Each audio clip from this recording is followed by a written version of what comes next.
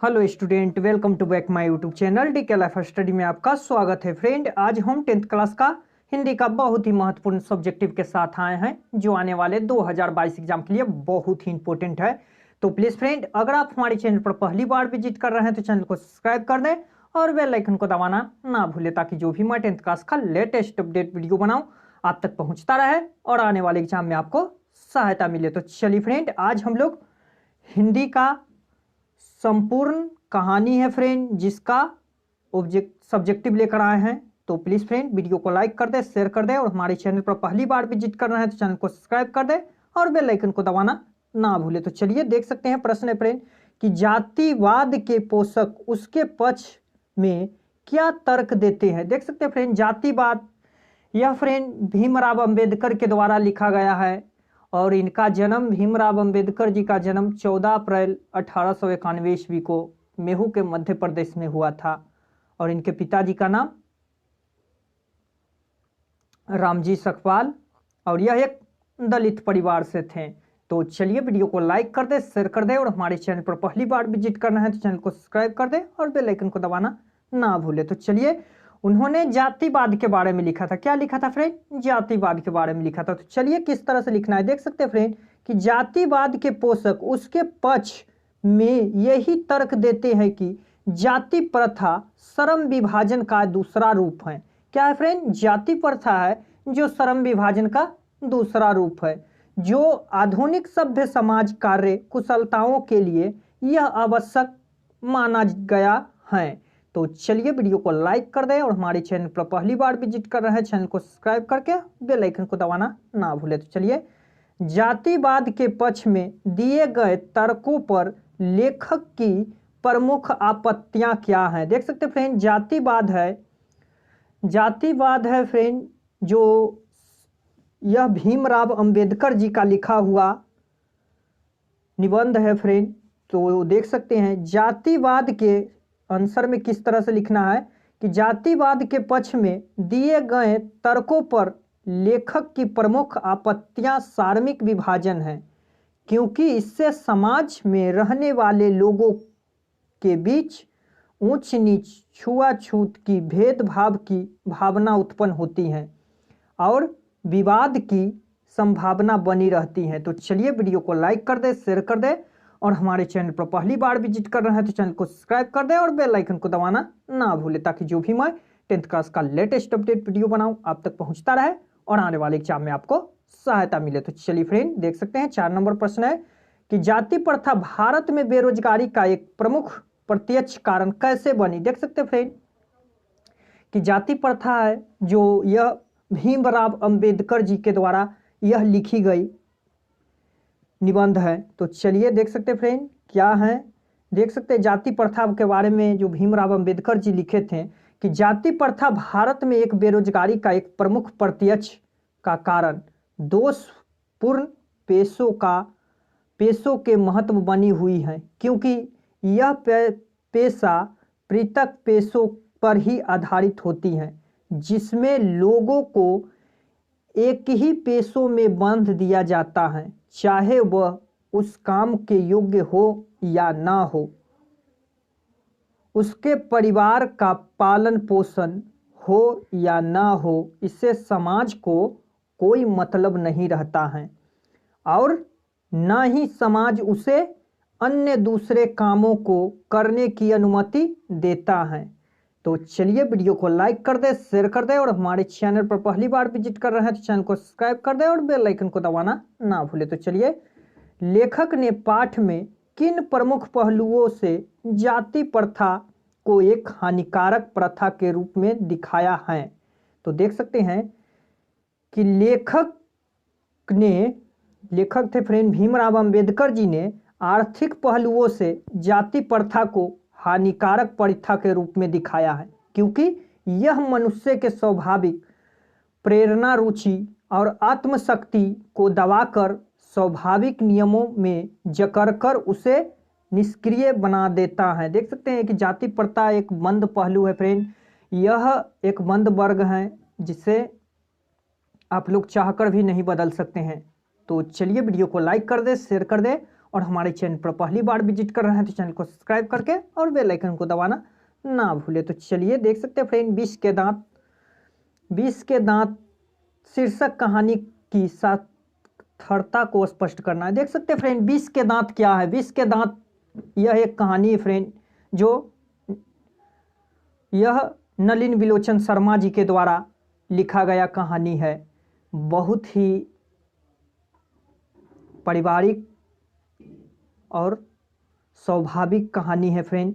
तो चलिए वीडियो को लाइक कर दीजिए और शेयर कर दीजिए और हमारे चैनल पर पहली बार विजिट कर रहे हैं तो चैनल को सब्सक्राइब करके और बेल आइकन दबाना ना भूले। तो चलिए देख सकते हैं उत्तर में किस तरह कि विष के दांत कहानी की सार्थकता यह है कि जिस प्रकार सांप के मुंह में 2 विष के दांत होते हैं। देख सकते हैं कि जिस प्रकार सांप के मुंह में 2 विष के दांत होते हैं जिसके कारण वह विषैले होते हैं, लेकिन अगर दोनों दांत को तोड़ दिया जाता है तो वह विषहीन हो जाता है। ठीक उसी प्रकार कासू विषैले सांप की तरह दूसरे पर रोब जमाता था। देख सकते हैं कासू था फ्रेंड जो खोखा, वह विषैले रूप की तरह दूसरे पर रोब जमाता था तथा किसी की भी पिटाई कर देता था। मतलब बहुत लाड़ प्यार में था, जो किसी से भी झगड़ा में उलझ जाता था। लेकिन मदन के द्वारा कासू के 2 दांत तोड़ देने जाने के बाद वह मानो सांप की तरह विषहीन हो गया। देख सकते हैं फ्रेंड, जब मदन से कासू झगड़ा तो मदन ने कासू को 2 दांत तोड़ दिया, मानो सांप का विषहीन टूट गया है।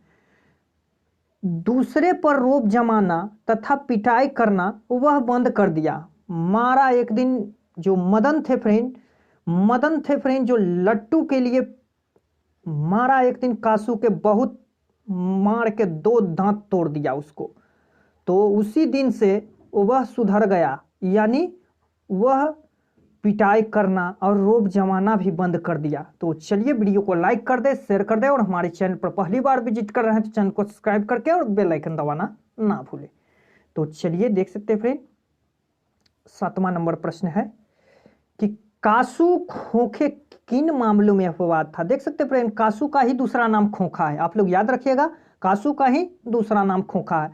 तो खोखा अपने जीवन तथा घर के नियमों में अपवाद था, क्योंकि इसके लिए घर में कोई नियम नहीं था। देख सकते फ्रेंड, खोखा जो सेन साहब के बेटा था फ्रेंड, वह 5 लड़कियों के बाद सेन साहब का एक ही बेटा था परिवार में, जिसको सेन साहब ने खूब लाड़ प्यार किया और इतना लाड़ प्यार किया फ्रेंड कि वह बिगड़ गया।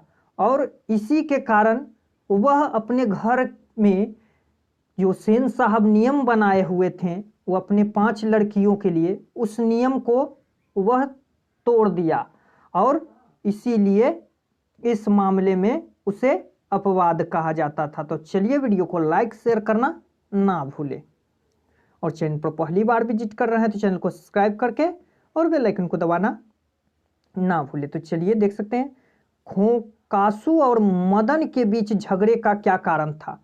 इसके प्रसंग द्वारा लेखक क्या दिखाना चाहते। देख सकते हैं फ्रेंड कि कासू और मदन के बीच झगड़े का कारण वह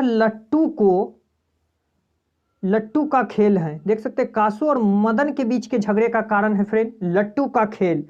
इस प्रतिसंग द्वारा लेखक यह दिखाना चाहते थे कि बच्चों भी बड़े जैसा अपने स्वार्थ पर पूरी प्रतिरोध करता है, आपस में झगड़ पड़े। देख सकते हैं कि जब मदन लट्टू खेल रहा था तो वहां पर कासू लट्टू को छीनने के लिए मदन से झगड़ पड़े और दोनों के बीच झगड़े शुरू हो गए। तो चलिए फ्रेंड, वीडियो को लाइक कर दे, शेयर कर दे और हमारे चैनल पर पहली बार विजिट कर रहे हैं तो चैनल को सब्सक्राइब करके और बेल आइकन को दबाना ना भूले। तो चलिए फ्रेंड, नेक्स्ट नंबर प्रश्न में देखते हैं। देख सकते हैं फ्रेंड, नेक्स्ट नंबर प्रश्न में है कि लेखक की दृष्टि में सच्चे भारत का दर्शन कहाँ हो सकता है और क्यों? देख सकते हैं कि सच्चे भारत का दर्शन, यह फ्रेंड मैक्स मूलर के द्वारा लिखा गया है, जो पूरा नाम फ्रेडरिक मैक्स मूलर। इनका जन्म जर्मनी में हुआ था और इनके पिता का नाम विल्हेम मूलर था।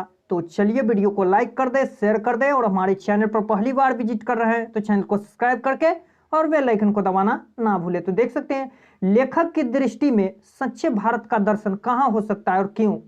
देख सकते हैं इसका जो आंसर हो जाएगा कि लेखक की दृष्टि में सच्चे भारत का दर्शन भारत के गांव में हो सकता है। कहाँ हो सकता है फ्रेंड? भारत के गांव में हो सकता है, क्योंकि भारत के गांव में ही भारतीय संस्कृति, सभ्यता, रीति रिवाज, भाषा, रहन सहन तथा प्राकृतिक हरियाली से संपन्न प्राकृतिक सौंदर्य देखने को मिलती है। यह मैक्स मूलर के द्वारा कहा गया था फ्रेंड। जो लेखक थे उन्होंने कहे थे कि सच्चे भारत का दर्शन गांव में हो सकता है, जहां संस्कृति, सभ्यता, रीति रिवाज, रहन सहन और तथा प्राकृतिक हरियाली को देखते हुए मैक्स मूलर ने सच्चे भारत का दर्शन गांव को कहा है। तो चलिए वीडियो को लाइक कर दे, शेयर कर दे, और हमारे चैनल पर पहली बार विजिट कर रहे हैं तो चैनल को सब्सक्राइब कर दे और बेल आइकन को दबाना ना भूले। तो चलिए देख सकते हैं नेक्स्ट नंबर प्रश्न कि भारत के साथ यूरोप के व्यापारिक संबंध के प्राचीन प्रमाण लेखक ने क्या दिखाए हैं? तो भारत के साथ यूरोप के जो व्यापारिक संबंध के प्राचीन प्रमाण लेखक ने क्या दिखाया फ्रेंड? देख सकते हैं तो मैक्स मूलर साहब थे जिन्होंने भारत के साथ यूरोप के व्यापारी का संबंध प्राचीन प्रमाण लेखक ने हाथी के दांत, चंदन की लकड़ी, मोर के पंख, बंदर आदि दिखाए हैं। भारत ही केवल इन वस्तुओं को निर्यात कर सकता है और यूरोप में इसका व्यापार होता है। देख सकते फ्रेंड कि उन्होंने कहा था कि इन सब चीज़ों को भारत निर्यात यानी बचा सकता है, और जो भारत से जो बाहर जाएगा फ्रेंड, जैसे यूरोप है तो यूरोप जैसे हाथी के दांत, चंदन की लकड़ी, मोर का पंख, बंदर आदि यह सबसे व्यापार करते हैं। तो इसी को देखते हुए जो लेखक थे मैक्स मूलर साहब, उन्होंने भारत और यूरोप के बीच प्राचीन संबंधों को दर्शाया है। तो चलिए वीडियो को लाइक कर दे, शेयर कर दे, और चैनल पर पहली बार विजिट कर रहे हैं तो चैनल को सब्सक्राइब करके और बेल आइकन दबाना ना भूले। तो चलिए मैक्स मूलर ने संस्कृति की कौन सी विशेषताएं और महत्व बताएं? देख सकते हैं मैक्स मूलर ने संस्कृति की कौन सी विशेषताएं और महत्व को बताए हैं फ्रेंड? तो देख सकते हैं कि मैक्स मूलर ने संस्कृति की पहली विशेषताएं यह बताए हैं कि यह ग्रीक भाषा से भी सबसे पुरानी भाषा है। दूसरी विशेषता यह है कि यह अन्य विशेषताओं के शब्दों की जानकारी में सहायता करती है। इसका महत्व यह है कि यह हमारी देश की संस्कृति, सभ्यता तथा अनेक भाषाओं को जानने में मदद करती है। कौन कह रहा है फ्रेंड? मैक्स मूलर साहब कह रहे हैं।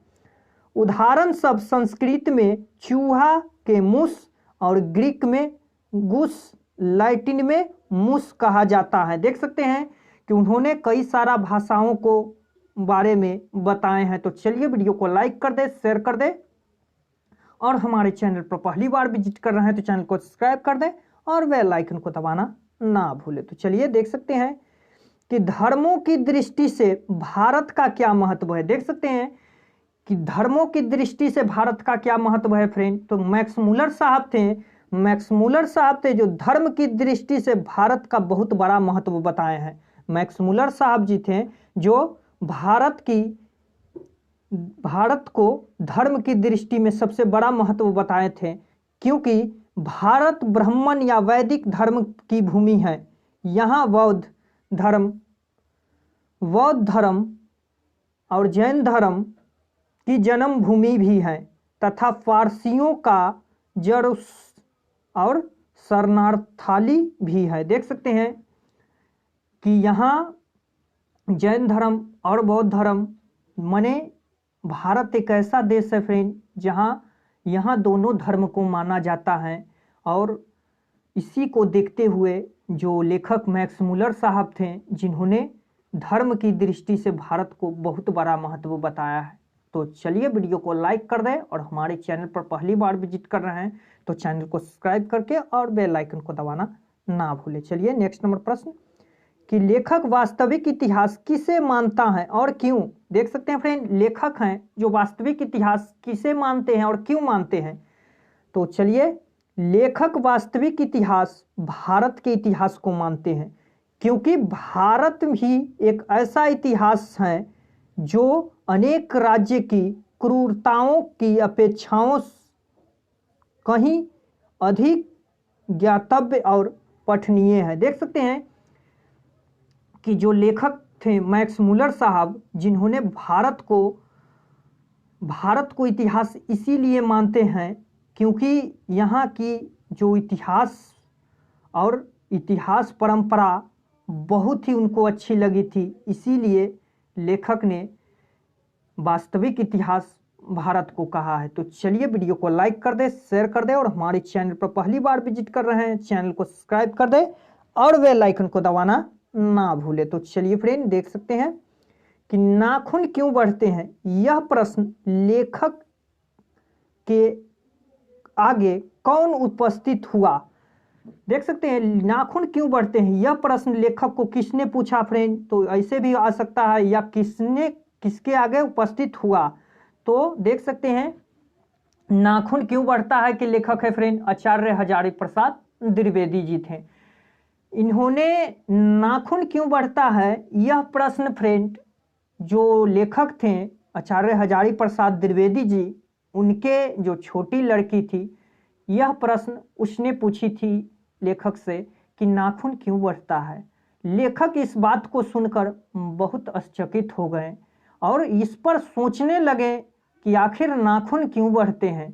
तो चलिए विस्तार पूर्वक देखते हैं। तो वीडियो को लाइक शेयर करना ना भूले और चैनल पर पहली बार विजिट कर रहे हैं तो चैनल को सब्सक्राइब कर दीजिए और बेल आइकन को दबाना ना भूले। तो चलिए फ्रेंड, देख सकते हैं कि नाखून क्यों बढ़ते हैं, यह प्रश्न लेखक के आगे उनकी अपनी बेटी द्वारा उपस्थित हुआ, क्योंकि उनकी जो छोटी बेटी है वह सर्वप्रथम यह प्रश्न पूछी थी। जो लेखक हैं फ्रेंड, लेखक की छोटी बेटी है, यह प्रश्न सर्वप्रथम किससे पूछा, लेखक से पूछा था कि आखिर नाखून क्यों बढ़ते हैं। तो चलिए वीडियो को लाइक शेयर करना ना भूलिए और चैनल पर पहली बार विजिट कर रहे हैं तो चैनल को सब्सक्राइब कर दे और बेल आइकन को दबाना ना भूले। तो चलिए नेक्स्ट नंबर प्रश्न में देखते हैं फ्रेंड। देख सकते हैं कि बढ़ते नाखूनों द्वारा प्राकृतिक मनुष्य को क्या याद दिलाती हैं। देख सकते हैं कि जो हजारी प्रसाद द्विवेदी जी थे फ्रेंड, उन्होंने बढ़ते नाखूनों को प्राकृतिक के द्वारा क्या याद दिलाने की बात कहती है। तो चलिए वीडियो को लाइक शेयर करना ना भूले। चलिए किस तरह से लिखना है फ्रेंड कि बढ़ते नाखून द्वारा प्राकृतिक मनुष्य को यही याद दिलाती हैं कि आज से लाखों वर्ष पूर्व मनुष्य भी पशुओं की तरह नख और दांत वाली था। देख सकते हैं कि बढ़ते नाखून को देखकर मनुष्य को यह याद दिलाती है कि आज से लाखों वर्ष पूर्व मनुष्य भी पशुओं की तरह नख और दांत वाली था तथा नखों से अपने पद्धतियों का सामना करता था, यानी नखों से अपने जो कष्ट था फ्रेंड उसका सामना करता था।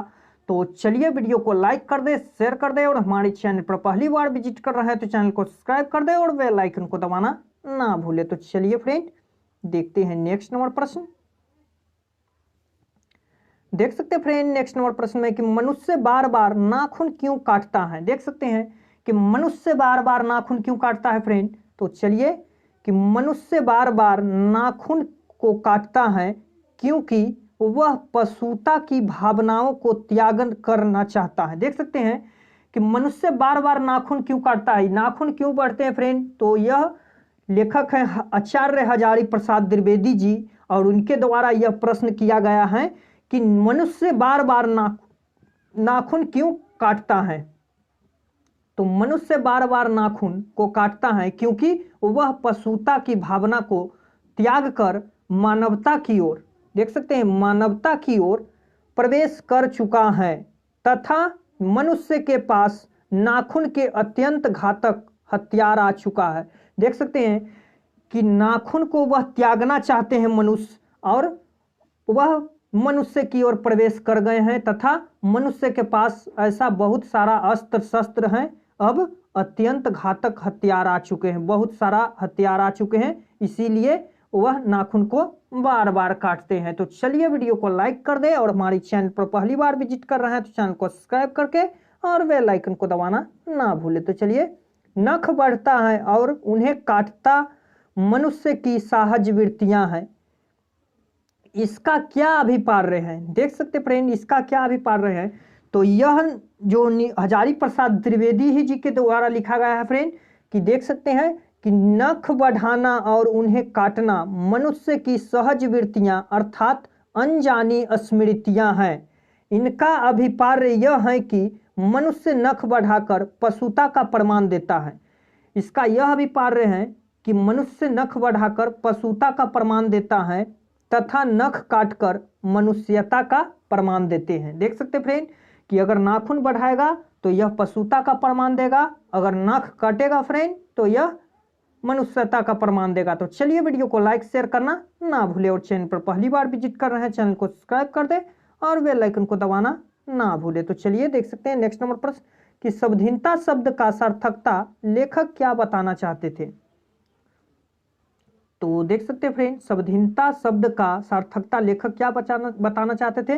तो स्वाधीनता शब्द का सार्थकता लेखक यह बताना चाहते थे कि जब हमारे देश 1947 में आज़ाद हुआ तब इसे अंग्रेज ने इसे स्वतंत्र के इंडिपेंडेंस नाम दिया, जिनका अर्थ स्वाधीनता अर्थ अपने अधीन रहना होता है, जो भारतीय लोगों को सब अपना अधिकार स्वाधीनता में परिवर्तन कर दिया है। तो चलिए फ्रेंड, देख सकते हैं स्वाधीनता का अर्थ यही होता है फ्रेंड।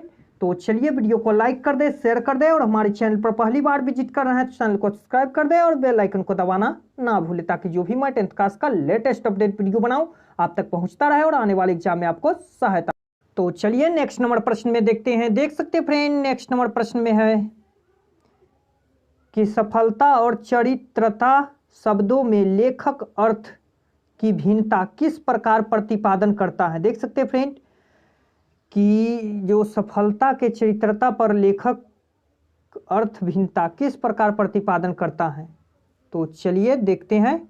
देख सकते हैं कि सफलता और वीरता शब्दों में लेखक और भिन्नता इस प्रकार प्रतिपादन करता है कि मानव अस्त्र शस्त्रों के संचयन से बाध्य उपकरणों की बहुलता से सफलता प्राप्त किया जा सकता है, लेकिन चरित्रता का अर्थ होता है मित्रता, प्रेम, त्याग की भावना से। देख सकते हैं कि जो लेखक थे फ्रेंड, यह देख सकते हैं कि परंपरा का मूल्यांकन जो रामविलास शर्मा जी हैं फ्रेंड, उनका द्वारा यह भारतीय संस्कृति और सभ्यता के बारे में बताया गया है। चलिए नेक्स्ट नंबर प्रश्न, कि लेखक की दृष्टि में हमारी संस्कृति की बड़ी भारी विशेषता क्या है? लेखक की दृष्टि में हमारी संस्कृति की बड़ी भारी विशेषता भारतीय चित्र हैं, जो आज अधीनता के रूप में सोचकर स्वाधीनता का रूप सोचता है। यह हमारे दीर्घकाल संस्कारों का फल है। तो चलिए, वीडियो को लाइक कर दे, शेयर कर दे, और हमारे चैनल पर पहली बार विजिट कर रहे हैं तो चैनल को सब्सक्राइब कर दे और बेल आइकन को दबाना ना भूले। तो चलिए, लेखक की दृष्टि में हमारी संस्कृति की बड़ी भारी विशेषता क्या है? तो चलिए नेक्स्ट नंबर प्रश्न में देख सकते हैं फ्रेंड, यहाँ पर उत्तर किस तरह से लिखना है। तो देख सकते हैं 20 का, जो लेखक की दृष्टि में हमारी संस्कृति की बड़ी भारी विशेषताएं क्या हैं। चलिए, कि लेखक की दृष्टि में हमारी संस्कृति की बड़ी भारी विशेषताएं भारतीय चित्र हैं, जो आज अधीनता के रूप में न सोचकर सभ्यता के रूप में सोचता है, यह हमारे दीर्घकालीन संस्कारों का फल है। देख सकते हैं फ्रेंड कि जो भारतीय संस्कृति सभ्यता है, जो भारत की बहुत ही महत्वपूर्ण चित्र बताया गया है, इसके अधीन आज अधीनता को ना सोचकर बल्कि सभ्यता के रूप में सोचता है, जो दीर्घकालीन संस्कारों का यह फल है। तो चलिए नेक्स्ट नंबर प्रश्न में देखते हैं फ्रेंड। देख सकते हैं नेक्स्ट नंबर प्रश्न में है कि देवनागरी लिपि के अक्षरों में स्थिरता कैसे आई। तो देवनागरी लिपि के अक्षरों में स्थिरता कैसे आई फ्रेंड, देख सकते हैं कि देवनागरी लिपि के अक्षरों में स्थिरता 2 सदी पहले से बने टाइप के द्वारा पुस्तकों छपने के कारण आई। देख सकते हैं देवनागरी लिपि के अक्षरों की स्थिरता 2 सदी पहले बने टाइप छपे हुए अक्षरों के कारण आई। चलिए नेक्स्ट कि देवनागरी लिपि में कौन सी भाषाएं लिखी जाती हैं। तो देख सकते हैं फ्रेंड कि देवनागरी लिपि में निम्न भाषाएं हैं, जैसे हिंदी, संस्कृत, मगही, भोजपुरी, गुजराती, मराठी, नेपाली इत्यादि। माने और सारा भाषाएं इसमें शामिल हैं, ऐसी भाषाएं लिखी जाती हैं। तो चलिए वीडियो को लाइक कर दे, शेयर कर दे, और हमारे चैनल पर पहली बार विजिट कर रहे हैं तो चैनल को सब्सक्राइब करके और बेल आइकन को दबाना ना भूले। चलिए नेक्स्ट नंबर प्रश्न कि नंदी नागरी किसे कहते हैं, किस प्रसंग में लेखक ने उनका उल्लेख किया है। तो देख सकते हैं देवनागरी को ही नंदी नागरी कहते हैं। देख सकते हैं फ्रेंड देवनागरी भाषा को ही नंदी नागरी कहते हैं। इस प्रसंग में लेखक ने उनका यही उल्लेख किया है कि यह दक्षिण भारत की लिपि है। भारत का महाराष्ट्र के राष्ट्रकूट देवनागरी के यादव विजयनगर के शासकों के समय में नंदीनगर नादेर में लिपि होने के कारण नंदी नागरी लिपि कहलाने लगी। तो चलिए देख सकते हैं 24 नंबर प्रश्न है कि नागरी लिपि कब एक सर्वदेशिक लिपि है थी। तो नागरी लिपि कब एक सर्वदेशिक लिपि है। तो देख सकते हैं कि नागरी लिपि 8वीं से 11वीं सदी के बीच एक सार्वजनिक लिपि है। देख सकते हैं फ्रेंड नागरी लिपि है फ्रेंड, जो यह देख सकते हैं 8वीं और 11वीं सदी का यह सार्वजनिक लिपि है, क्योंकि इस समय तक यह पूरे देशों में फैल चुकी थी। देख सकते हैं इस समय वह पूरे देशों में फैल चुकी थी। तो चलिए 25 नंबर प्रश्न में देखते हैं फ्रेंड कि नागरी को देवनागरी क्यों कहते हैं। लेखक इस संबंध में क्या बताता है। तो नागरी को देवनागरी कहते हैं, लेखक इस संबंध में यही बताते हैं कि पटना के चंद्रगुप्त द्वितीय विक्रमादित्य का व्यक्तित्व के नाम देव था, जिनके कारण नागरी को देवनागरी कहा गया। दूसरा मत अनुसार काशी को देवनगर के नाम से भी जाना जाता है, जिसके कारण भी नागरी को देवनागरी कहा। देख सकते हैं देवनागरी कैसे कहा गया फ्रेंड। तो जब पटना में चंद्रगुप्त विक्रमादित्य जी थे, जो व्यक्ति नाम देव था, जिनके कारण नागरी को देवनागरी कहा गया। दूसरे मत के अनुसार काशी के देवनगर के भी नाम से जाना जाता है, जिनके कारण भी नागरी को देवनागरी कहा गया था। तो चलिए वीडियो को लाइक कर दें, और हमारे चैनल पर पहली बार विजिट कर रहे हैं तो चैनल को सब्सक्राइब कर दें और बेल आइकन को दबाना ना भूले। तो चलिए फ्रेंड कि ब्राह्मी लिपि और सिंघम लिपि की तुलना में नागरी लिपि की मुख्य पहचान क्या है। देख सकते फ्रेंड कि ब्राह्मी लिपि किस तरह से लिखना है आंसर कि ब्राह्मी और सिंधम लिपि की तुलना में देवनागरी लिपि की मुख्य पहचान यह है कि ब्राह्मी और सिंधम लिपि के अक्षरों के सिरों पर छोटी आड़ी लकीर या ठोस त्रिकोण हैं, लेकिन नागरी लिपि के अक्षरों के सिरों पर लंबी लकीर चौड़ाई के अनुसार होती हैं। देख सकते हैं कि ब्राह्मी और सिद्धम लिपि की तुलना किस तरह हुआ है फ्रेंड। तो नागरी लिपि का जो लाइन है फ्रेंड वह सीधा है, और ब्राह्मी लिपि है फ्रेंड जिसका लकीर ठोस और त्रिकोण है उसके कोने पर, इसीलिए दोनों को अलग अलग तुलना में की गई है। तो चलिए वीडियो को लाइक कर दे, शेयर कर दे, और हमारे चैनल पर पहली बार विजिट कर रहे हैं चैनल को सब्सक्राइब कर दे और बेल आइकन को दबाना ना भूले। तो चलिए अपने शब्दों में पहली बार दिखे बहादुर का वर्णन करना है। देख सकते हैं फ्रेंड, बहादुर एक नेपाली लड़का था फ्रेंड जो बहुत ही मेहनती था। वह उनके पिताजी थे जो फौज में थे, जो शहीद हो गए थे, और जो बहादुर था फ्रेंड वह गाय भैंस बकरियां चराते थे। लेकिन एक दिन गाय भैंस बकरियों को उन्होंने बहुत मारा, और इसी के माँ की मार के डर के कारण वह नेपाल से बिहार भागा है। तो भारत में चला है फ्रेंड, जहाँ पर उन्होंने लेखक अमरकांत, जो बहादुर के बारे में लिखे हैं फ्रेंड, लेखक अमरकांत जी हैं, उनका जन्म 1925 ईस्वी में हुआ था। तो चलिए वीडियो को लाइक कर दे, शेयर कर दे, और हमारे चैनल पर पहली बार विजिट कर रहे हैं चैनल को सब्सक्राइब कर दे और बेल आइकन को दबाना ना भूले। तो चलिए, बहादुर बहुत ही दिलचस्प कहानी है फ्रेंड, आप लोग जरूर सुने और इससे क्वेश्चन 100% पूछा जाता है। तो चलिए अपने शब्दों में पहली बार दिखे बहादुर का वर्णन करना है। देख सकते हैं कि जिस समय पहली बार बहादुर को देखा गया उस समय बहादुर का उम्र लगभग 12 बरस था। जिस समय पहली बार लेखक बहादुर का देखा था फ्रेंड बहादुर को, उसकी उम्र 12 बरस थी। उसका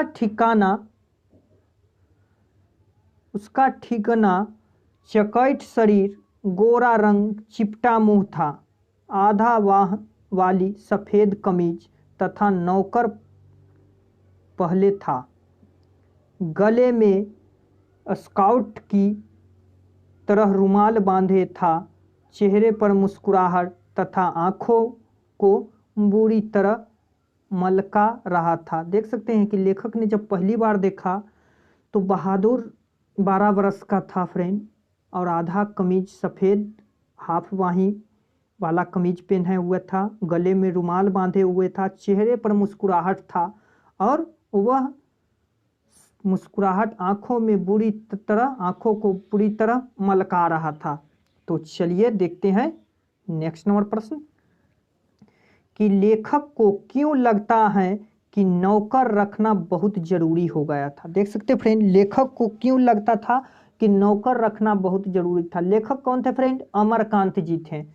तो चलिए, लेखक नौकरों के कारण अपने भाई और भाभी को बड़े आराम से खुशहाल जीवन बिताते हुए देख रहे थे। देख सकते हैं लेखक जब अपने बड़े भाई और भाभी के यहाँ गए तो देखें कि उन्होंने नौकर रखे हुए हैं और वह बहुत ही खुशहाल जीवन बिता रहे हैं, लेकिन इनकी पत्नियां निर्मला दिन भर घर में अकेली काम करने के कारण थक जाती हैं तथा कमज़ोर होने के कारण हमेशा बीमार रहा करती थी।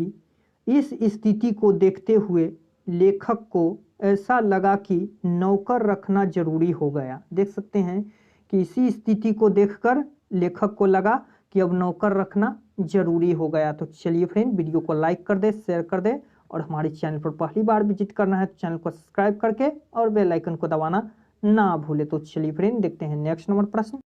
तो चलिए नेक्स्ट नंबर प्रश्न में देखते हैं फ्रेंड। देख सकते हैं नेक्स्ट नंबर प्रश्न में है कि बहादुर अपने घर से क्यों भाग आया था। देख सकते हैं बहादुर का लेखक है फ्रेंड अमरकांत जी थे, और बहादुर भैंस की पिटाई के कारण, भैंस को बहुत पीटा था बहादुर फ्रेंड, और अपने गुस्सैले माँ से इतना पिटाया जितना वह भैंस को नहीं मारे होगा, और उसे बेहोशी हालत में छोड़कर उसे कराहते हुए घर चली आई थी। देख सकते हैं फ्रेंड कि जब भैंस को बहादुर मारा था फ्रेंड, तो उसकी माँ ने उसे खूब पीटा और उसे बेहोशी हालत में छोड़कर माँ घर चलाई, जिसके कारण बहादुर को माँ से दिल टूट गया और वह घर से भाग गई। देख सकते हैं फ्रेंड कि जब बहादुर था, जो माँ उसे मारकर वहीं छोड़ दी थी जंगल में, और उसी को बेहोशी हालत में, जिसके कारण बहादुर भाग आया वहाँ से, उसका माँ से दिल टूट गई थी।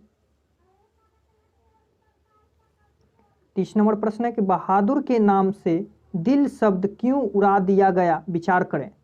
देख सकते हैं फ्रेंड कि बहादुर अमरकांत जी थे फ्रेंड, जिनका लेखक है बहादुर का, कि बहादुर के नाम से दिल शब्द लेखक की पत्नी निर्मला ने उड़ा दी थी। कौन उड़ाई थी फ्रेंड? लेखक की पत्नी निर्मला थी जिन्होंने दिल शब्द को उड़ा दिया, क्योंकि निर्मला को कमजोरी के कारण दिल बहादुर शब्द पुकारने में बहुत कठिनाई होती तथा समय ज़्यादा लगता था। इतना ही नहीं, वह शरीर से भी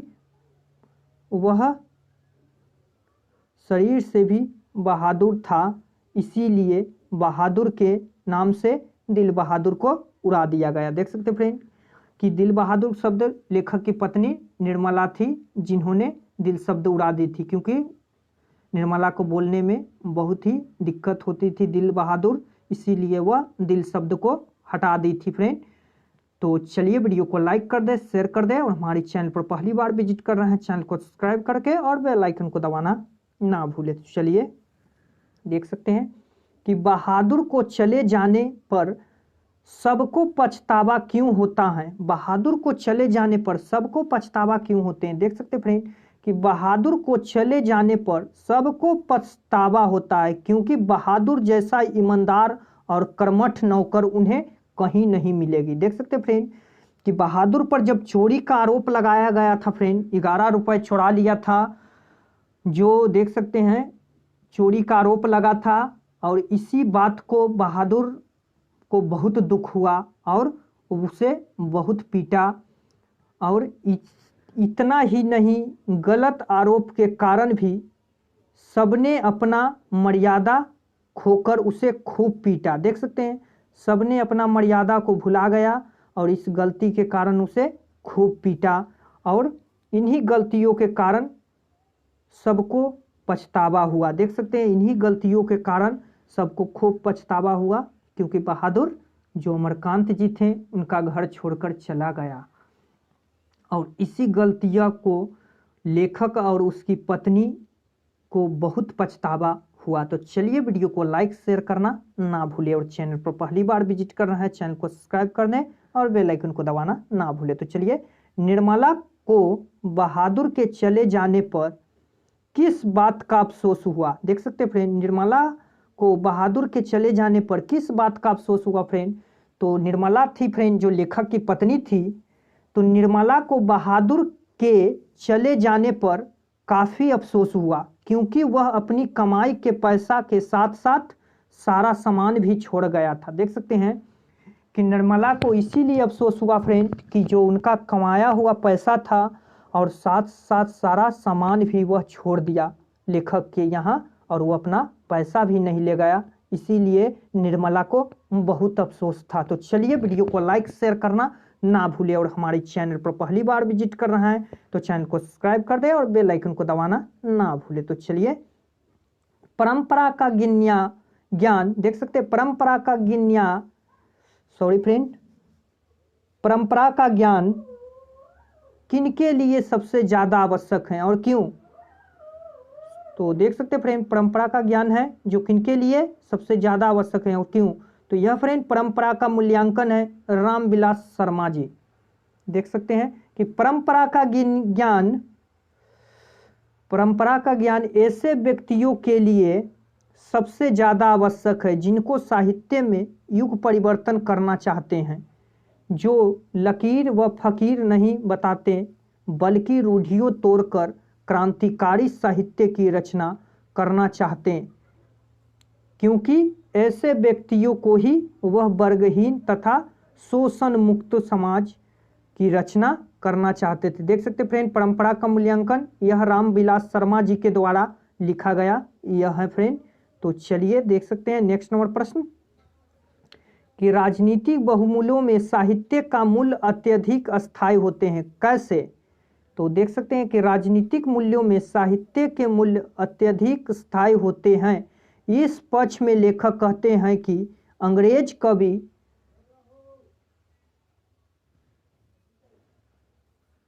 टेंसिन और लाइटिन कवि वर्जिल पर एक कविता सागर की ध्वनि तरंगों हमें आज भी सुनाई देता है और हृदय को आनंद विलह कर देती है। उसी प्रकार जब किसी सामग्री राजनीतिक मूल्य को समाप्त होता जाएगा तो वह कवि साहित्य संस्कृति के अवकाश में चमकते नजर आएंगे तथा उनका प्रकाश पूर्ण की अपेक्षा में करोड़ों लोगों की नई दिशाएं देगी। देख सकते हैं फ्रेंड कि जो रामविलास शर्मा जी थे जिन्होंने अपने संस्कृति सभ्यता को किस प्रकार बताई थी और किस तरह से सुनाई थी। तो चलिए वीडियो को लाइक शेयर करना ना भूलें और चैनल पर पहली बार विजिट कर रहे हैं चैनल को सब्सक्राइब करके और बेल आइकन को दबाना ना भूलें।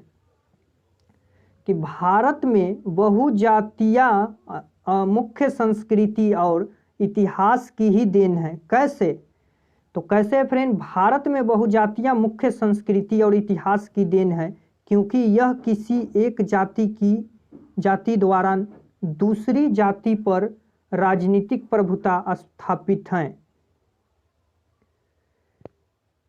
जो करके कायम नहीं है, स्थापित करके कायम नहीं है, बल्कि संस्कृति और इतिहास पर आधारित होती हैं। तो चलिए देख सकते हैं कि बहुजातीय राष्ट्र की हैसियत से कोई भी देश भारत का मुकाबला क्यों नहीं कर सकता है? तो क्यों नहीं कर सकता है फ्रेंड? कि बहुजातीय राष्ट्र में हैसियत से कोई भी देश का मुकाबला नहीं कर सकता है क्योंकि भारत बहुजातीय होने के बाद भी आपसी एकता अखंडता में बंधा हुआ है जिसके कारण यह राष्ट्र है। लेकिन कोई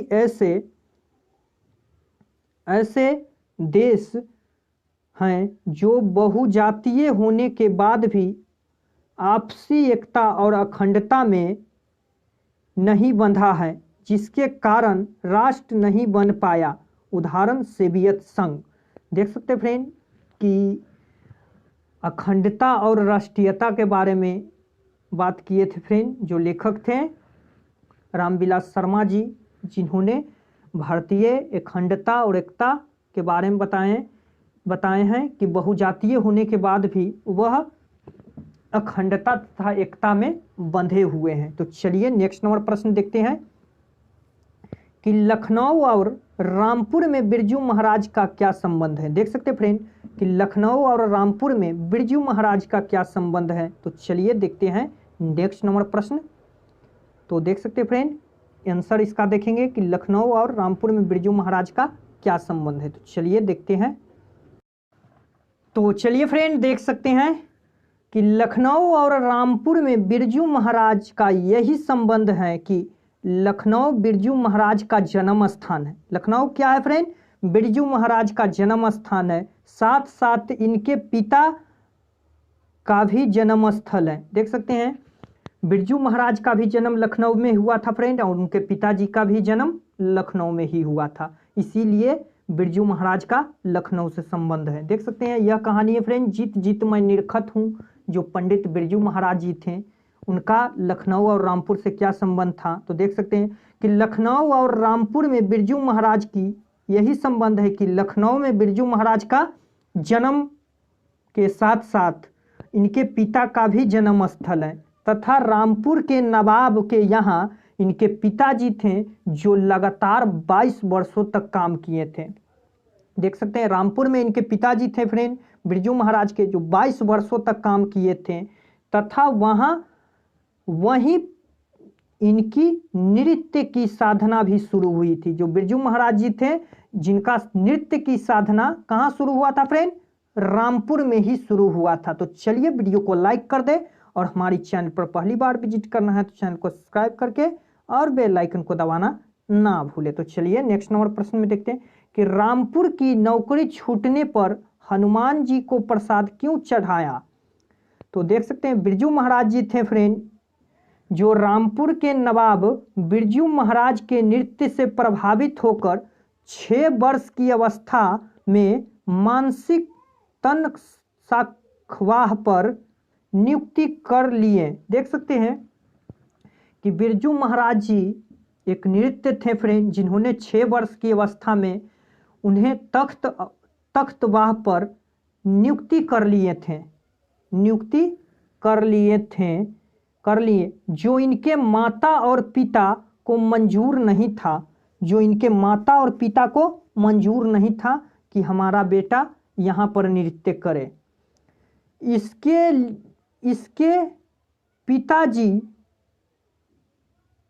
बार बार अपने पुत्र की नौकरी नवाब के यहाँ से छूटने के लिए प्रार्थना करते हैं। देख सकते हैं कि इसके पिताजी, जो पिताजी थे, उनकी नौकरी को छूटने के लिए कौन थे फ्रेंड? बिरजू महाराज जी बार बार पुत्र नौकरी नवाब के यहाँ से छूटने के लिए प्रार्थना करते थे। एक दिन विरोध कर ही रहे थे कि नवाब पिता के और पुत्र दोनों को नौकरी से निकाल दिए। देख सकते हैं कि जो बिरजू महाराज थे, उन्होंने अपने पिताजी को नौकरी करने के लिए नहीं कह रहे थे।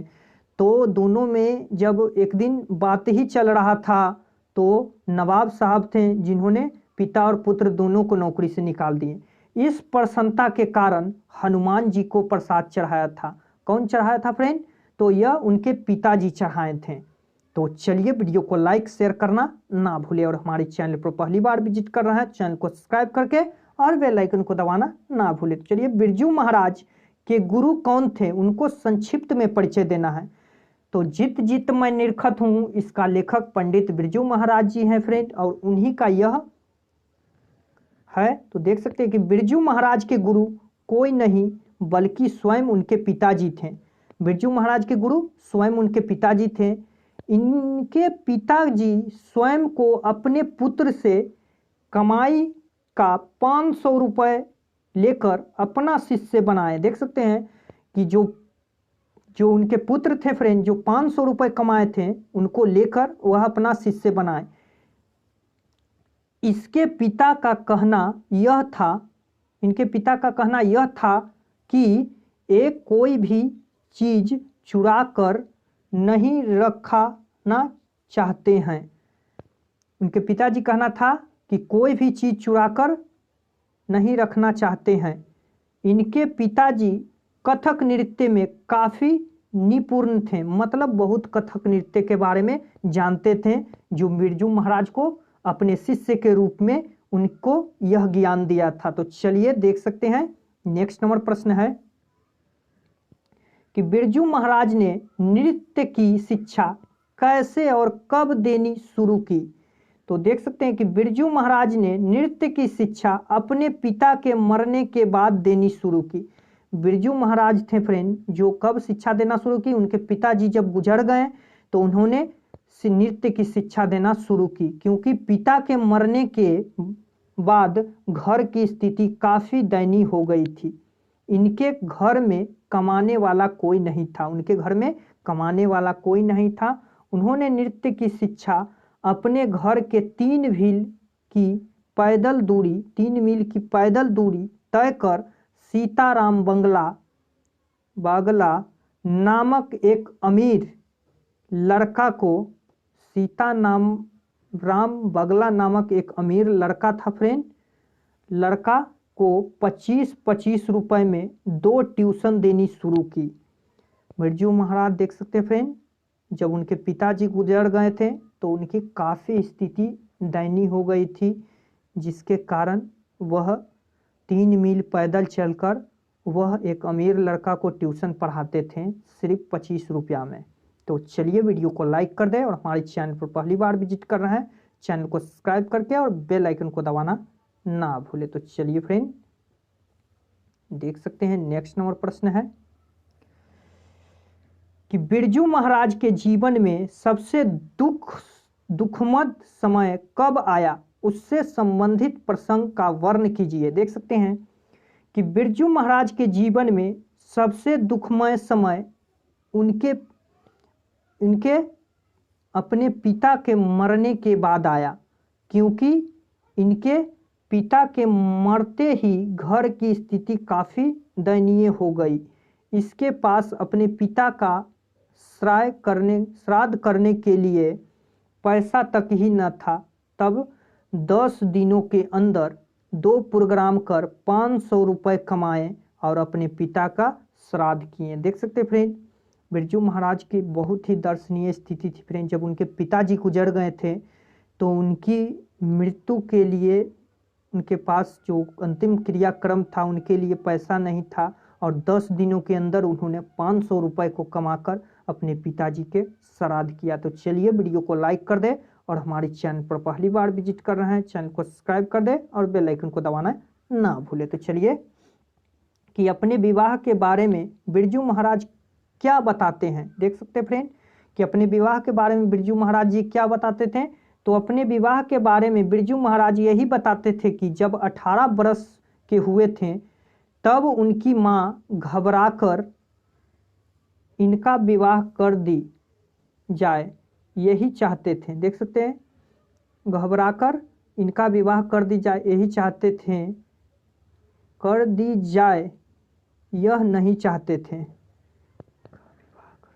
देख सकते हैं जब बिरजू महाराज 18 वर्ष के हुए तो इनकी माँ घबराकर इनका विवाह कर दी जाए यही नहीं चाहते थे, क्योंकि ये सोचते थे कि विवाह होने के बाद इनकी नृत्य की साधना में काफ़ी बाधा उत्पन्न हो सकती है। देख सकते हैं उनकी माँ थी फ्रेंड जो यह सोचती थी कि अगर बिरजू महाराज की शादी कर दी जाए तो इनकी नृत्य साधना में काफ़ी बाधा हो सकती है, इसीलिए वह घबराती थी बिरजू महाराज की माँ। तो चलिए देख सकते हैं 43 नंबर प्रश्न है कि अवेन्यू क्या है और वह कहाँ स्थित है। देख सकते फ्रेंड अवेन्यू क्या है और यह कहाँ स्थित। तो अवेन्यू का लेखक है फ्रेंड अशोक वाजपेयी। कौन है फ्रेंड? अशोक वाजपेयी। और अवेन्यू देख सकते फ्रेंड अवेन्यू एक पुराना शहर है जो यह पोप की राजधानी है। यह फ्रांस में बसा हुआ है फ्रेंड और यह दक्षिण फ्रांस के रोन नदी के किनारे बसा हुआ एक शहर है। देख सकते हैं अवेन्यू एक पुराना शहर है फ्रेंड जो पोप की राजधानी है। यह दक्षिण फ्रांस रोन नदी के किनारे बसा हुआ एक शहर है। तो चलिए देखते हैं नेक्स्ट नंबर प्रश्न। देख सकते हैं फ्रेंड नेक्स्ट नंबर प्रश्न कि हर बरस अवेन्यू में कब और कैसे समारोह हुआ करता है। देख सकते हैं कि हर बरस अवेन्यू में गर्मी के मौसम में रंगमंच हुआ करता है, क्योंकि फ्रांस पर यूरोप वासियों के लोकप्रिय समारोह हुआ करता है। देख सकते हैं कि जब फ्रांस था फ्रेंड वहाँ अवेन्यू में एक समारोह किया जाता था हर वर्ष, वही लेखक देखने गए थे। चलिए 45 नंबर प्रश्न कि लाल शतरूज क्या हैं और वह कहाँ स्थित हैं, आजकल उनका क्या उपयोग होता है। देख सकते हैं कि लाल शतरूज कम्युनिटियों संप्रदायों का ईसाई मठ है। यह रोन नदी के दूसरे फ्रांस की ओर स्थित है। यह रोन नदी के दूसरा ओर फ्रांस में स्थित है। आजकल यहाँ उनका उपयोग कला केंद्र के रूप में हो रहा है। तो चलिए वीडियो को लाइक कर दे, शेयर कर दे और हमारे चैनल पर पहली बार विजिट कर रहे हैं चैनल को सब्सक्राइब करके और बेल आइकन दबाना ना भूले। तो चलिए नदी के तट पर बैठे लेखक को क्या अनुभव होता है। देख सकते हैं फ्रेंड क्वेश्चन है फ्रेंड कि नदी के तट पर बैठे लेखक को क्या अनुभव होता है। तो चलिए देखते हैं नेक्स्ट नंबर प्रश्न। तो चलिए फ्रेंड देख सकते थे कि नदी के तट पर बैठे लेखक क्या अनुभव कर रहे थे। तो चलिए इसका आंसर बता रहे हैं फ्रेंड। यहाँ पे देख सकते हैं कि नदी के तट पर बैठे लेखक को यही अनुभव होता है कि नदी का जल स्थिर है लेकिन उनका तट बह रहा है। देख सकते हैं कि जो अशोक वाजपेयी जी थे, जो अवेन्यू गए थे फ्रेंड, तो नदी के तट पर उन्होंने बैठकर देख सकते हैं कि यह अनुभव कर रहे हैं कि नदी का जल स्थित है, मतलब नदी का जल रुका हुआ है लेकिन उसका तट बह रहा है, यानी किनारा बह रही है। तो चलिए 47 नंबर प्रश्न में देखते हैं फ्रेंड कि नदी तट पर लेखक को किनकी याद आती है और क्यों। तो देख सकते हैं फ्रेंड, अशोक वाजपेयी जी हैं जो अवेन्यू है फ्रेंड, कि नदी के तट पर लेखक किनकी याद कर रहे हैं। तो नदी के तट पर लेखक ने विनोद कुमार शुक्ल की याद आती है। किनकी याद आती है फ्रेंड? विनोद कुमार शुक्ल जी की, क्योंकि विनोद कुमार शुक्ल जी ने नदी चेहरे लोगों से संबंधित एक कविता लिखे थे, जिन्हें इन्होंने बताया कि अगर कोई मनुष्य कुछ पल के लिए नदी तट पर बैठ जाए तो नदी ही चेहरा हो जाते हैं। देख सकते हैं कि लेखक याद कर रहे थे किनकी बातों को, तो विनोद कुमार शुक्ल जी की बातों को याद कर रहे थे, जिसमें उन्होंने एक कविता में कहे थे फ्रेंड कि नदी चेहरे के लोगों से संबंधित कविता में लिखे थे, जिसमें बताए थे कि अगर कोई मनुष्य कुछ पल के लिए नदी के तट पर बैठ जाए तो नदी ही चेहरा हो जाते हैं। तो चलिए नेक्स्ट नंबर प्रश्न में देखते हैं कि नदी और कविता में लेखक क्या समानता पता है, क्या समानता पता है। देख सकते हैं कि लेखक अशोक वाजपेयी जी थे फ्रेंड, जो नदी कविता कौन लिखे थे, तो विनोद कुमार शुक्ल जी लिखे थे नदी कविता, और वो अपने कविता में क्या समानता बताते हैं। देख सकते हैं कि नदी और कविता में लेखक की यही समानता पता है कि जिस प्रकार से नदी में जल की कमी नहीं है, ठीक उसी प्रकार से कविता में शब्द की भी कमी नहीं है।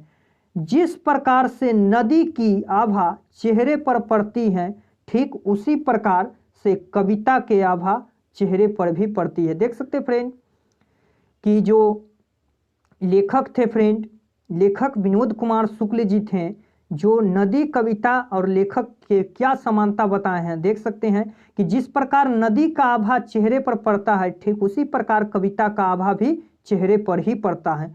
तो चलिए उम्मीद करते हैं फ्रेंड आप लोग समझ गए होंगे। तो समझ गए तो वीडियो को लाइक कर दें, शेयर कर दें, और हमारे चैनल पर पहली बार विजिट कर रहे हैं तो चैनल को सब्सक्राइब कर दें और बेल आइकन को दबाना ना भूलें। तो चलिए, झोले में मछलियों को लेकर बेचने दौड़ते हुए बच्चे दौड़ते हुए पतली गली में क्यों घुस गए। देख सकते हैं झोले में मछलियों को लेकर बच्चे दौड़ते हुए पतली गली में क्यों घुस गए। देख सकते हैं मछली का लेखक है फ्रेंड विनोद कुमार शुक्ल जी। कौन है फ्रेंड? विनोद कुमार शुक्ल जी हैं। चलिए कि झोले में मछली लेकर बच्चे दौड़ते हुए पतली गली में घर जल्दी पहुंचने के कारण घुस गए। देख सकते हैं कि लेखक विनोद कुमार शुक्ल मछली मंगाए थे फ्रेंड, जो बच्चे दौड़ते हुए झोले में लेकर इसीलिए घुस गए क्योंकि जल्द घर पहुंच जाएंगे, क्योंकि पतला गली से इनकी घर की दूरी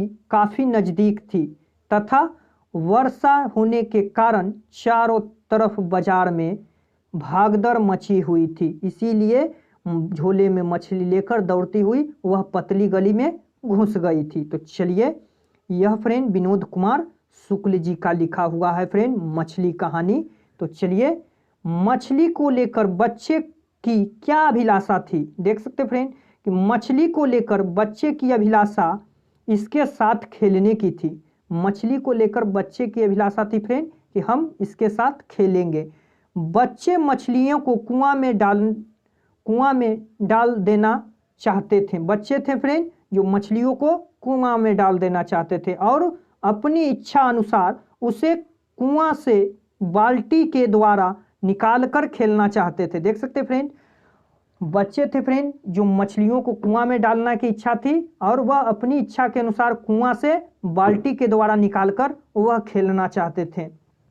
तो मछली कहानी थी फ्रेंड जो विनोद कुमार शुक्ल जी के द्वारा लिखी हुई थी। चलिए नेक्स्ट कि मछली और के बारे में दीदी ने क्या जानकारी दी थी। मछली के बारे में दीदी ने क्या जानकारी दी थी? बच्चों ने उनकी परख कैसे की? चलिए नेक्स्ट नंबर प्रश्न देख सकते हैं फ्रेंड। नेक्स्ट नंबर प्रश्न है कि मछली के बारे में दीदी ने क्या जानकारी दी? बच्चों ने किनकी परख, उनकी परख कैसे की?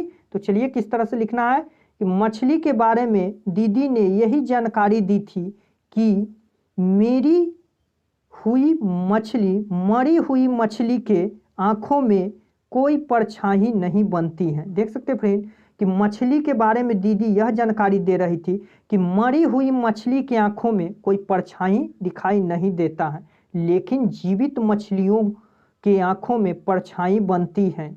बच्चों की इनकी परख मछली के आंखों में अपनी परछाई देखकर की थी और बच्चों ने जीवित मछली को कुएं में डालने के लिए लेकर जा रहा था। तो चलिए वीडियो को लाइक कर दे, शेयर कर दे और हमारे चैनल पर पहली बार विजिट कर रहे हैं तो चैनल को सब्सक्राइब करके और बेल आइकन को दबाना ना भूले। तो चलिए फ्रेंड देख सकते हैं कि मछली और दीदी में क्या समानताएं दिखाई पड़ी, स्पष्ट करना है। देख सकते फ्रेंड कि मछली और दीदी में यही समानता स्पष्ट दिखाई पड़ी कि जिस प्रकार से मछली जल से निकलने के बाद अपने प्राणों के लिए छटपटाती हैं, ठीक उसी प्रकार से दीदी मछली के काटे जाने के कारण, दीदी ने मछली को जब काट रहा था फ्रेंड, काटे जाने के कारण उसे दुखों से छटपटाती है। देख सकते फ्रेंड कि मछली और दीदी में क्या समानता दिखाई पड़ी है? तो मछली और दीदी में यही समानता दिखाई पड़ी है कि जिस प्रकार मछली को जल से निकालने पर फ्रेंड वह अपनी प्राण बचाने के लिए छटपटाती है, ठीक उसी प्रकार दीदी ने को काटने से, दीदी मछली को जब काट रहा था, काटे के कारण उसे दुखों से छटपटा रही थी। तो चलिए देखते हैं नेक्स्ट नंबर प्रश्न। देख सकते फ्रेंड नेक्स्ट नंबर प्रश्न है कि संतु के विरोध का क्या अभिप्राय है? संतु का विरोध का क्या अभिप्राय है फ्रेंड? देख सकते हैं कि संतु के विरोध का यही अभिप्राय है कि संतु हर हाल में मछली के प्राण की रक्षा करना चाहता था। देख सकते हैं संतु इसीलिए विरोध कर रहा था फ्रेंड कि वह मछली को हर हाल में बचाना चाहता था, इसीलिए संतु भग्गू से मछली को लेकर कुएं में डालने चाहते थे। इसीलिए फ्रेंड संतु भग्गू से मछली को छीनकर वह कुएं में ले जाकर डालने के लिए चाहते थे। तो चलिए वीडियो को लाइक कर दे, शेयर कर दे और हमारे चैनल पर पहली बार विजिट कर रहा है चैनल को सब्सक्राइब कर दे और बेल आइकन को दबाना ना भूले। तो चलिए डुमराव की महानता किस कारण से है? देख सकते फ्रेंड डुमराव, तो यह फ्रेंड आ गया बिस्मिल्लाह खां। बिस्मिल्लाह खां जो शहनाई बजाते थे फ्रेंड, इनकी महानता बहुत है, जो इनको भारत रत्न पुरस्कार से भी सम्मानित किया गया है। तो चलिए आज बिस्मिल्लाह खान जी के बारे में कुछ जानते हैं कि डुमराव की महानता किस कारण से है। देख सकते फ्रेंड कि डुमराव की महानता बिस्मिल्लाह खां के शहनाई से है। किसकी शहनाई से है फ्रेंड? तो डुमराव की महानता बिस्मिल्लाह खां की शहनाई से है, क्योंकि भारत रत्न से पुरस्कारित शहनाई बिस्मिल्लाह खां को जन्म डुमराव में ही हुआ था। देख सकते फ्रेंड कि बिस्मिल्लाह खान के नाम से ही डुमराव प्रसिद्ध है, क्योंकि उन्हें भारत रत्न पुरस्कार से सम्मानित किया गया है और बिस्मिल्लाह खान जी का जन्म डुमराव में ही हुआ था, इसीलिए डुमराव से संबंधित है। तो चलिए नेक्स्ट नंबर प्रश्न कि सुशिर वध किन्हें कहते हैं? शहनाई शब्द की व्युत्पत्ति किस प्रकार हुई है? तो मुंह से फूंककर बजाई जाने वाली वधि को सुशीधर कहते हैं। शहनाई शब्द का उत्पत्ति अरब देश से हुई है। शहनाई शब्द की उत्पत्ति अरब देश से हुई है, क्योंकि अरब देश में मुंह से फूंककर शहनाई बजाने वाली वध को सुशीधर वध कहते हैं, जिन्हें नारी या नरकट होता है। देख सकते हैं फ्रेंड जो सुशीधर यानी शहनाई है फ्रेंड, जो नरकट से बनते हैं, जिनके रीढ़ होता है, जिन्हें नय कहा जाता है। शहनाई ही शहनाई में परिवर्तित हो गई। तो चलिए नेक्स्ट नंबर क्वेश्चन में देखते हैं फ्रेंड। तो वीडियो को लाइक कर दे और हमारी चैनल पर पहली बार विजिट कर रहे हैं तो चैनल को सब्सक्राइब करके और बेल आइकन को दबाना ना भूले। तो चलिए नीचे में देख सकते हैं 56 नंबर है कि मुहर्रम पर्व से बिस्मिल्लाह खां के जुड़ा तत्व का परिचय पाठित पाठ के आधार पर दें। तो चलिए किस तरह से देना है फ्रेंड, चलिए नेक्स्ट नंबर देख सकते हैं फ्रेंड, प्रश्न है उसका आंसर दे रहे हैं यहाँ पे। देख सकते हैं कि मुहर्रम पर्व से बिस्मिल्लाह खां का जुड़ाव का काफी परिचय है। मुहर्रम का पर्व मुसलमानों के लिए गर्व पर्व होता है, जिसमें 10 दिनों तक की किसी के यहाँ कोई शुभ कार्य गायन वादन की अनुमति नहीं होती है, लेकिन बिस्मिल्लाह खां 8वें दिन शहनाई बजाते की अनुमति मिल जाती थी। बिस्मिल्लाह खां को 8वें दिन ही शहनाई बजाने की अनुमति मिल जाती थी। वे दल मंडी से फातमान तक 8 किसी की पैदल दूरी रोते हुए तय कर नयहा बजाते करते थे। देख सकते हैं कि चलिए नेक्स्ट नंबर प्रश्न कि बिस्मिल्लाह खां सरजदे में किस चीज के लिए गिराते थे, इससे उनके व्यक्तित्व पर कैसा पक्ष उद्घाटित होता है। तो बिस्मिल्लाह खां जी है फ्रेंड कि बिस्मिल्लाह खां सरजदे पर अपनी सुर के लिए गिड़गिड़ाते थे। किसके लिए फ्रेंड? सुर के लिए गिड़गिड़ाते थे। इससे उनकी व्यक्तित्व का पता चलता है कि उनके मन में कभी घमंड की भावना उत्पन्न नहीं हुआ और न ही अपने आप को पुरान मानो, बल्कि रियायती चले बनकर 80 वर्षों तक रियाज करते रहें और नमाज के पंचों वक्त सुर के लिए गिराते रहें। देख सकते फ्रेंड कि इन्होंने मुसलमान होने के साथ साथ भी अपने सुर को कभी नहीं भुलाए। कौन थे फ्रेंड? बिस्मिल्लाह खां जी थे। तो चलिए देख सकते हैं नेक्स्ट नंबर प्रश्न है कि संगीतमय कचौड़ी का क्या अर्थ है, क्या अर्थ समझाते हैं। संगीतमय कचौड़ी आप क्या अर्थ समझाते हैं। देख सकते हैं कि संगीतमय कचौड़ी हम यही अर्थ समझाते हैं कि जब गरम तेल या घी में कचौड़ी छानी जाती हैं तब उसे छन छन में मधुर ध्वनि निकलती हैं, जिससे बिस्मिल्लाह खां संगीतमय कचौड़ी कहा जाता था। तो चलिए वीडियो को लाइक कर दे, शेयर कर दे और हमारे चैनल पर पहली बार विजिट कर रहे हैं तो चैनल को सब्सक्राइब करके और बेल आइकन को दबाना ना भूले। तो चलिए फ्रेंड देख सकते हैं नेक्स्ट नंबर प्रश्न है कि गांधी जी बढ़िया शिक्षा किसे कहते थे। देख सकते हैं फ्रेंड, तो लास्ट चैप्टर आ गया फ्रेंड, शिक्षा और संस्कृति, जिनका लेखक महात्मा गांधी जी थे। तो गांधी जी ने बढ़िया शिक्षा अहिंसा प्रतिरोध को मानते थे। किनको मानते थे फ्रेंड? अहिंसा प्रतिरोध को, क्योंकि इससे आत्मा, सत्य और प्रेम की शक्तियों को पहचाना जा सकता है। देख सकते हैं कि गांधी जी बढ़िया शिक्षा अहिंसक प्रतिरोध को मानते थे, क्योंकि इससे आत्म, सत्य और प्रेम की शक्तियों को पहचान जा सकता था। तो चलिए नेक्स्ट नंबर प्रश्न देखते हैं फ्रेंड कि इंद्रियों का बुद्धिपूर्व उपयोग सिखाना क्यों जरूरी है। इंद्रियों को बुद्धिपूर्वक उपयोग सिखाना क्यों जरूरी है। तो चलिए, इंद्रियों का बुद्धिपूर्वक उपयोग सिखाना बहुत जरूरी है, क्योंकि इससे बच्चों की बुद्धि का विकास जल्द से जल्द पता होता है और आत्मा का भी जागृत होती है।